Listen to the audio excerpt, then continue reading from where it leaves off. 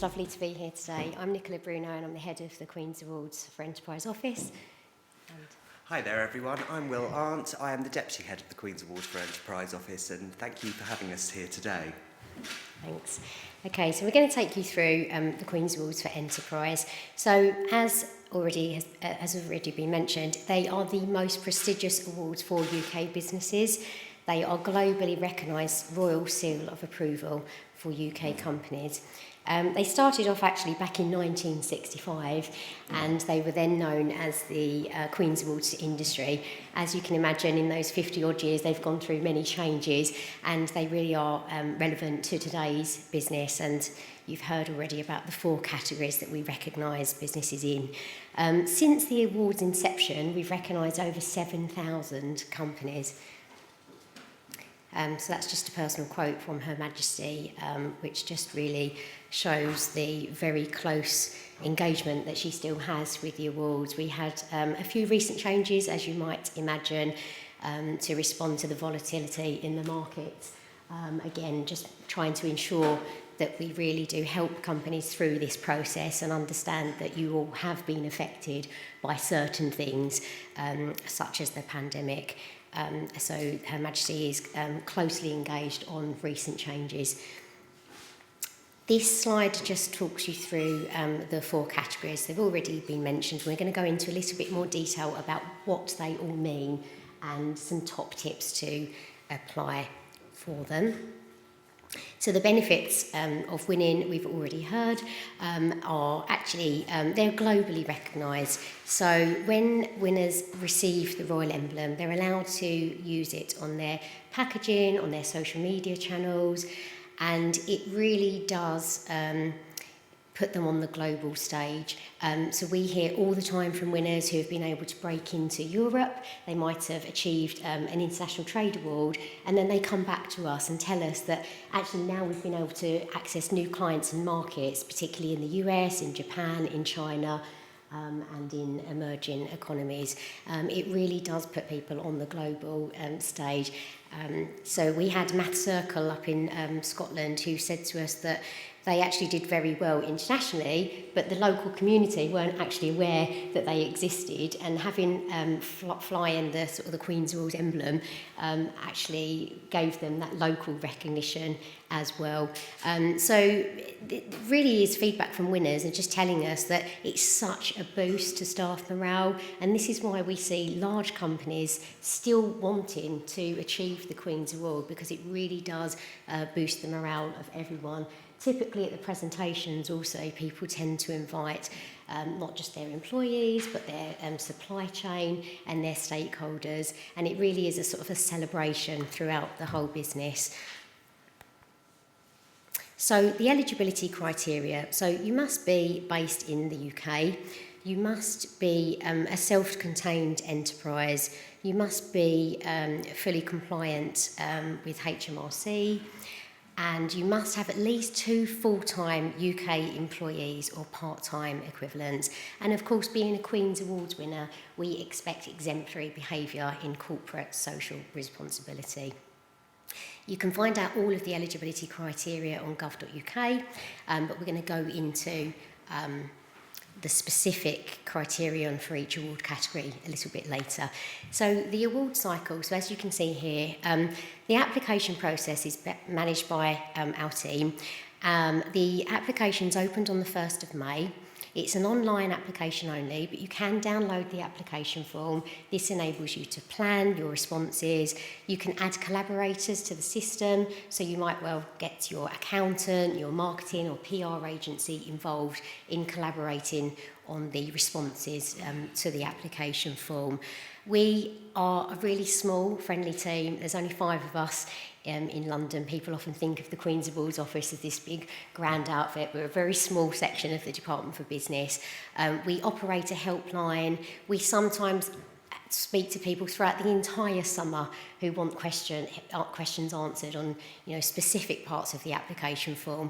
We've put a huge amount of online guidance on that application form, and it's available under the question, so where you actually need that extra bit of guidance. And we really take care to stress on that application form that Answer this to the best of your ability. Obviously, this form is for all types of companies across all different sectors and all different sizes. So if you're very small, please don't be put off by those questions. It is a case of just answering it to the best of your ability. So what happens when the applications are received? So we have about a 6-week period of assessment. That is performed by external independent assessors who are experts in the fields that we've mentioned before of international trade, innovation, sustainable development and social mobility. Once that shortlist is drawn up, we will then notify the shortlisted applicants. Now, what we're really asking then is for them to provide independent verification of the figures that they've submitted. Now, this is really important because whilst you've put forward your commercial success, we just need to verify that. So we ask that you do that with an independent accountant or auditor. Now, a really important change this year, which we're really pleased with, is that we're only asking applicants for innovation and international trade to do that verification. It's really the only part of the whole award process that you may incur a cost for with your accountant. But we've decided, and we've had it agreed, that for sustainable development and promoting opportunity, there's no need now to verify your figures. The reason for that is we're really trying to just establish the viability of the business, and it's not really so much on the commercial success of those interventions, it's much more about are you operating a viable business, and we're looking really at those real impacts that you've had on the community and in your workforce. So also at that time, we do conduct due diligence checks, and this is a really key, important part of the process. So what we would stress to you is to have a look at the way that you're operating, talk to your accountants, your legal team, and just think about, have you been fully compliant? Are all your records up to date? Are you filing tax returns? Are you filing returns with Companies House? Anything that you think maybe need to be sorted out, please try to rectify those before you apply.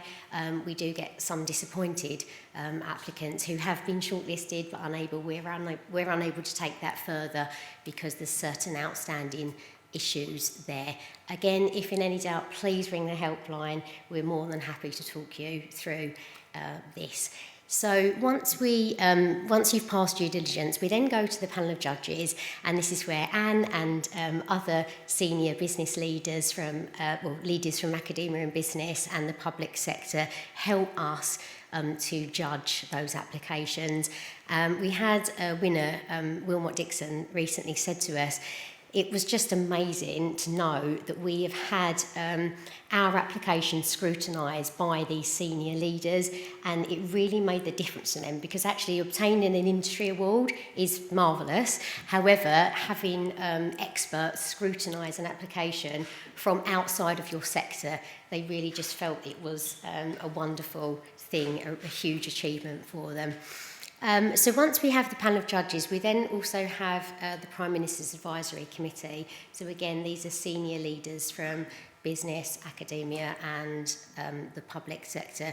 And they advise the Prime Minister. He personally sits down and looks at the list of proposed winners, and then he conveys that to Her Majesty the Queen, and she also personally sits down and approves the winners. We receive it back to us, and then we're able to notify the winners, which is a huge achievement, and it's one that we really feel so pleased for the companies when we're able to talk to them, and because we've helped many all the way through the process, it's such a nice feeling in the team as well to be able to share that news with them. I should just pause here and say that if you are unsuccessful, applicants do receive really comprehensive feedback in March. Now, the reason for this is it might seem like quite a long time, so you've done the application form in September.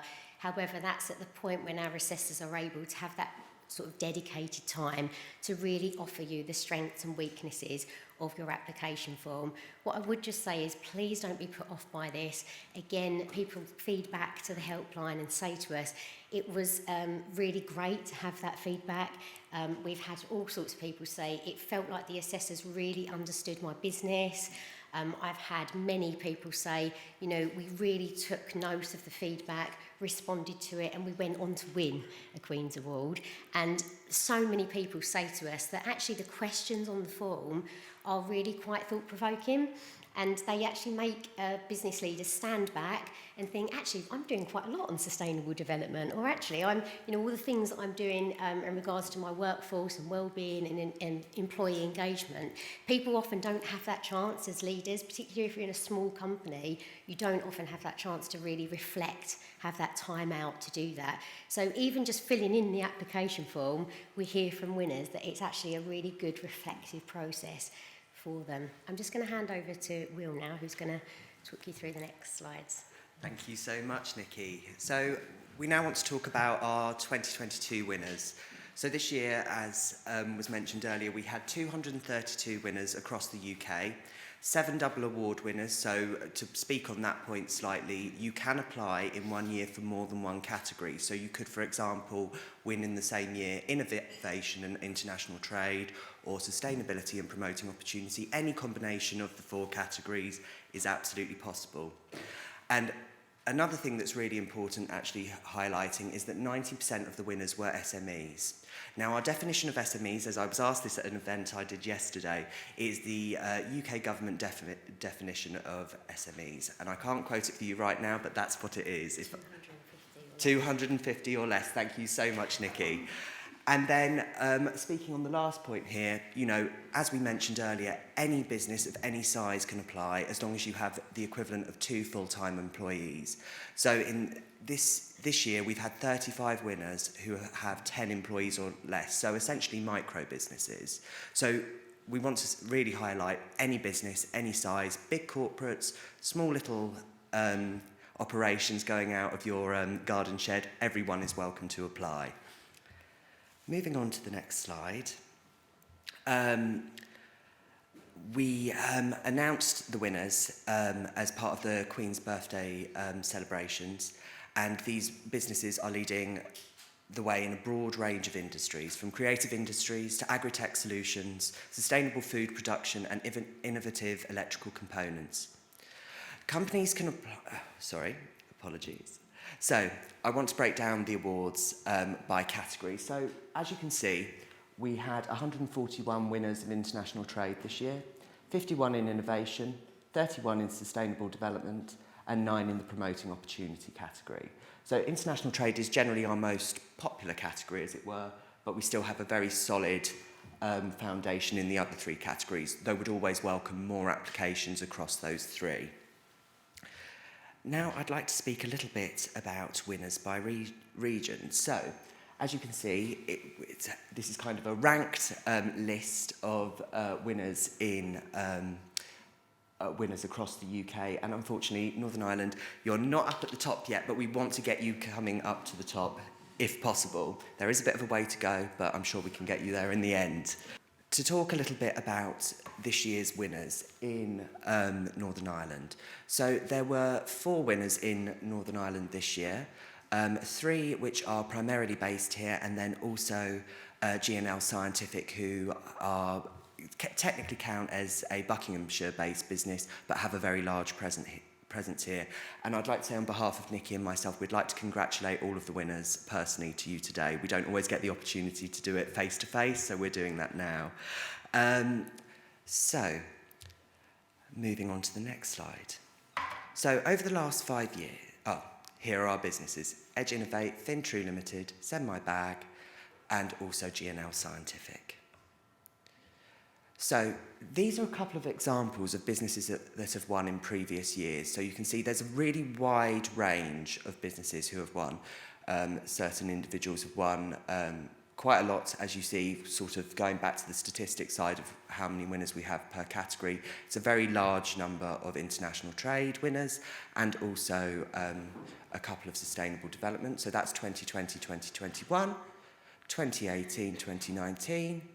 Again, we see a lot of international trade and innovation, and a bit of innovation.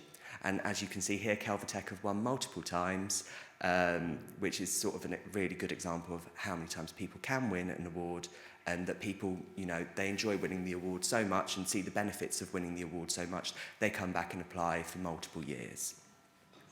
So now we want to talk a little bit about the statistics of people and apply, so kind of conversion rate. So if I apply for the award, what's the likelihood that I win? So as you can see, there were 11 who applied, 8 were not recommended, and 3 companies won. But I would like to highlight again that those 8 companies received really comprehensive feedback, written feedback, and we can also offer help and assistance with the feedback on the telephone line. So, now some of the reasons why people aren't recommended for an award. So, some of the reasoning behind it is that poor percentage of growth in overseas earnings in years 1 to 2 was insufficient to demonstrate outstanding short-term growth. So this is examples of taken directly from a company's feedback. Obviously, we've anonymised them for today. Generally, the application is light on detail, and any future application could consider how to present the information required with more clarity, what input was provided by the academics, what difficulties were encountered in developing the product, how was the problem approached with new skills that have been learnt and are transferable. Now, I won't practice my teleprompt skills any further, but it just gives you a really good example of what sort of feedback you can receive as a business. And there is obviously far more examples that we can show. Now, I think we're going to move on to the application guidance. So as I'm relatively new to the team, I will hand over to Nikki to go through some of that guidance for you. Thank you. I should just say, Will just joined us a month ago, so well done, Will, for picking this up so quickly. So application guidance. So generally, what are we looking for? Okay, so this is one of the most popular questions that we hear when we pick up the helpline. So some of the top tips. So as we've mentioned, register on the system, go to gov.uk, click apply now. You have to fill in the registration. Then you're faced with an eligibility checklist. This is a really quick way just to check that you're eligible. You don't waste any time then in trying to fill out parts of the form. It's just a simple yes, no. Then if you're eligible, you will get through to the form. If you're not eligible, please, again, pick up the helpline, talk it through with us. We're here to help. So as I've said, you can download the application. This aids your planning. You can add collaborators. Please use plain English. So many of you might have quite technical businesses, and whilst our assessors are experts, they're not experts in every single sector, and sometimes it's quite hard. We had one that was like underwater yacht lighting. That's quite a niche thing, and so we had to then go to the company just to ask them to clarify exactly why that was particularly unique and why it was particularly sort of innovative, and really what the demand was out for that. So if you could kind of break it down into what was the challenge, why did you do this certain, particularly on innovation, and why is it particularly innovative or successful? Provide evidence. Again, you can use qualitative and quantitative evidence to support statements. We can't emphasise enough that it's really important to tell your own story. Now, there will be, if you Google the Queen's Awards, you will come up with a number of agencies that will offer to help you with your application form. Whilst you're free to do that, we again offer the helpline. It is free. Please call that number because we really want to hear your personal journey. Some of you today might be really small family-run businesses, and there's no better person to talk us through your personal journey than you. And also, we really get a sense of that leadership that you're driving forward in your company. So things like why did you start the business and the key drivers for you in making it successful. We've talked about adding collaborators already, and again, allow sufficient time. It may seem like a long time until September. 99% of people leave it until the last minute, and we get a huge amount of calls on the day asking for deadline extensions. So please just plan it, allow time. You can save it and submit, and then you can go back to it. You can save it as many times as you want and add to it. If you submit and there's something else you want to do up until that deadline, again, please call us. We're here to help, and we can ensure that you are able to edit your application form. So moving on to, I've clicked the wrong button there, innovation. So I've just touched on this really. So what we're looking for is why is the innovation unique and how has it benefited your businesses, customers and others? It's really important for us to know what issue your innovation has solved and the challenges you have overcome in developing or distributing it. So a really good example is Kelvitech, who are here today. So we will be hearing from them later. So international trade, I'm going to hand over to Will, who's going to talk us through that. Fantastic, thank you, Nikki. So to talk a little bit about international trade. So if you're applying for an international trade award, it's important to tell us about your export strategy, explain why penetration of a particular market is an achievement. So things you want to kind of think about when you're writing these your application. Are you the first, leading, fastest growing business or UK exporter in this market? Why is your performance better than that of your competitors? And what challenges have you faced and in your trade, and how have you overcome these challenges? Another really good example of a winner in international trade is George Loudon Guitars Limited, who won in 2021. They design and make their own guitars, and they have been employed by names such as Eric Clapton, Ed Sheeran and Foy Vance and Damien Rice, so quite a cool business there. What we also want to see from you is substantial growth in overseas earnings with a minimum of £100,000 in overseas sales in the first year of your entry and demonstrate steep year-on-year growth. Now, I'll talk a little bit about promoting opportunity. So promoting opportunity through social mobility has been refocused to organisations engaged in an enterprise whose core activity is not social mobility, but have a programme that supports it. So, for example, not a charity that sole aim is getting people into work or something like that. It would be something where it's sort of an aside, as it were. The award is not aimed at those whose core purpose, as I said, is to improve social mobility. Not-for-profits, social enterprises and charities are still welcome to apply, though. This category recognises businesses and organisations that are providing a high-quality social mobility initiatives and programmes that specifically reach out and support people from disadvantaged backgrounds in order to inspire and guide the best talent into their organisation and beyond. Applications should tell us the story of what motivated the organisation to have social mobility as a core aim and why they've decided to develop or create a product or a service which helps this. Assessors and judges really want to see for this category, what was the situation before the applicant created the programme, the product, etc., and how has the organisation helped socially disadvantaged individuals. Another really important question you should be asking yourself when you're writing these applications is how has the work benefited your organisation, community, staff and workforce? And finally, another question that is really important to bear in mind when making this application is how has your organisation benefited the participants and improved the employability of the people engaged in your programme? So very much impact-based. So a 2022 example includes, it's a Kent example, Nikki and I both hail from Kent in England, is Cook Trading Limited from Sittingbourne. For their Raw Talent programme, helps people into meaningful work after prison, homelessness or other big personal challenges such as addiction. I will hand back to Nikki to talk about the final category of the award, sustainable development. Thanks. So this is the one that we receive the most questions on.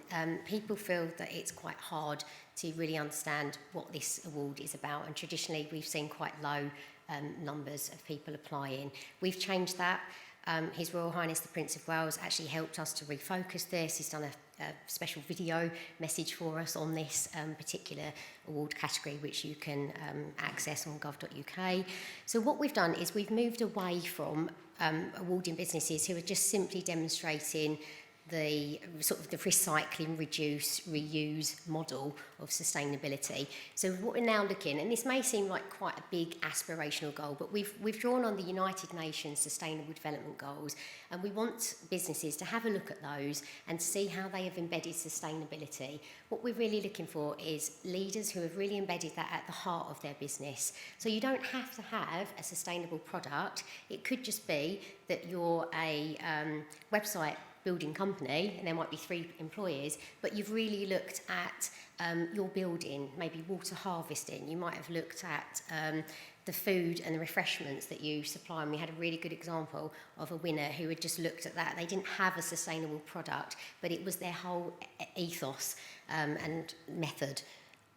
So again, this category, so we are going to recognise, as we've said, products, model or approaches, and services.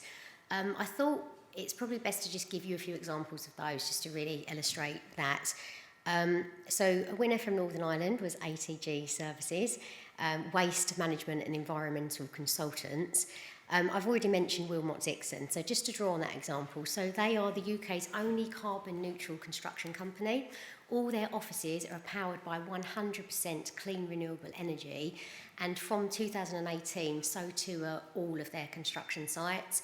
They also invest in numerous employee schemes aimed at the health and well-being of employees, and also in staff development and personal training fund for employees. So what does a sustainable service look like? Well, a business in England is called LiftShare. So they are a service provider, and they enable individuals to reduce their carbon footprint by matching those travelling to the same areas together. And finally, a product. It's called Incognito, and it's a range of highly effective insect repellents, which also combines sunscreen, moisturisers, into a sugarcane tube. It has the lowest environmental footprint possible in terms of the formulation, the production, packaging, and the distribution. 100% natural, biodegradable, and organic ingredients that do not pollute local groundwater, unlike conventional insecticides. So there's a real range of businesses there, and what we would urge you to do, if you're really a serious sort of contender for this category, is have a look at the Queen's Awards magazines that are here and the Queen's Awards press book. There's lots of examples in there that which you can have a look to inspire you on that side. So how to apply? Go to gov.uk and you can search for Queen's Awards for Enterprise. And as we've said here, it's free. All applications must be made online. You can apply for more than one category. The closing date this year is the 6th of September.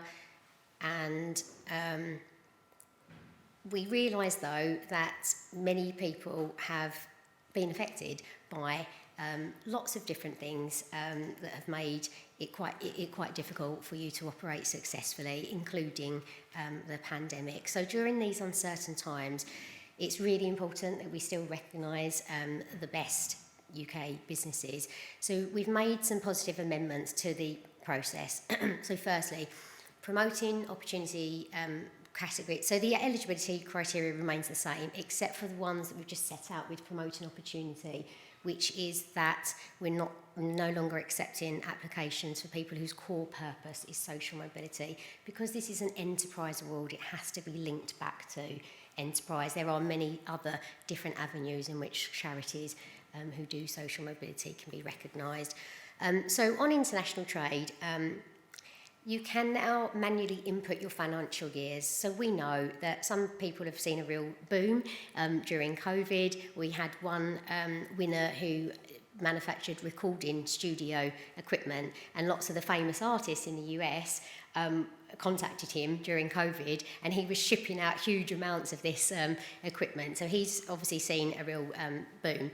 However, many of you may have been affected negatively. So you don't have to give us those figures during those difficult and challenging years. You can simply manually input the years that you want to portray. We're not asking you to wind back sort of 5 years, but just certainly up until you were affected by particularly COVID, for example.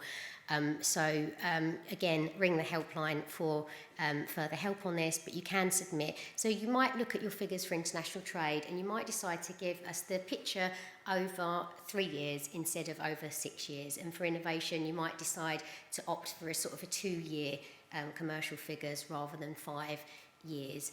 We have given greater discretion to our judges and to assessors when we evaluate the commercial success.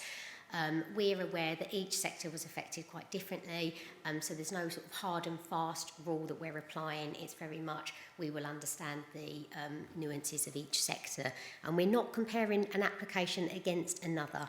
That's really important. We're assessing you on the merits of your business achievement. And I'm just going to hand over to Will to close. Amazing. So I'm here to finish us up. So these are our contact details here. So you can email our shared mailbox, queensawards@bays.gov.uk. You can call us on the helpline. Dennis normally heads that up, but you can speak to any one of the 5 of us. Generally, we all have access to it. Dennis is amazingly helpful, though. I will shout him out every chance I get because he really does take the time to really give you the customer service that you deserve and really help out. Please follow us on social media. So we've got our Twitter there, we've got a LinkedIn, we've got an Instagram, we have blogs. This can all be found by going through the .gov.uk site. And another thing I'll say as well, just before we finish it off, if you would like a little bit more of information or contact details from us, there are a couple of leaflets at the back, and there's also a Queen's Awards magazine from last year, which will give you an example of all of the winners from last year and sort of what types of business there are, which might be slightly inspirational and maybe help you think, oh yes, our business fits into that sort of category. But thank you so much for having us. Thank you for listening to us for so long. And yeah, thank you.